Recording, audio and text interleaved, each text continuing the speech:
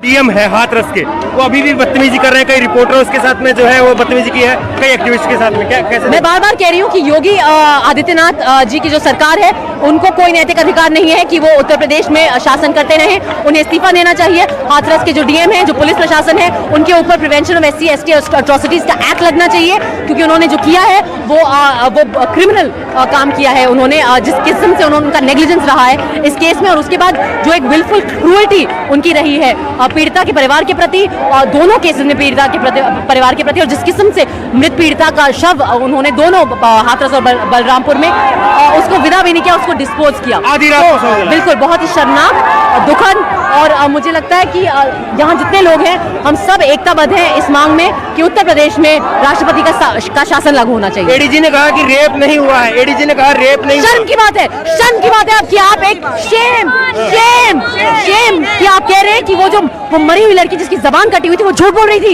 ये कहना चाहते हैं आप कि वो लड़की झूठ बोल रही थी? शर्म आनी चाहिए उन्हें। और हाथरस के अंदर जो भी हुआ है वो सिर्फ एक बेटी के साथ नहीं हुआ, उस बेटी के साथ बलात्कार नहीं हुआ, संविधान का बलात्कार हुआ है, लोकतंत्र का बलात्कार हुआ है, और शासन और प्रशासन की असलियत और उसकी जो हैवानियत है वो निकलकर सामने आई है। मैं पहले दिन से इस बात की मांग कर रही हूँ कि तुरंत प्रभाव से योगी सरकार का इस्तीफा होना चाहिए, अजय सिंह बिष्ट उर्फ ढोंगी बाबा का इस्तीफा होना चाहिए, और यूपी के अंदर राष्ट्रपति शासन लगाना चाहिए। लेकिन एडीजी ने कहा कि रेप नहीं हुआ। देखिए, अखलाक के यहाँ पर भी यही हुआ था। इनका शासन और इनका प्रशासन, इनका ही सब कुछ, ये चाहे तो कुछ भी कर सकते हैं। अगर रेप नहीं हुआ, अगर किसी प्रकार की अप्रिय घटना नहीं हुई, तो रात को 3 बजे परिजनों की गैर मौजूदगी में पेट्रोल डालकर आपने शवदाह क्यों करा? वो शवदाह नहीं था, वो जलाया था।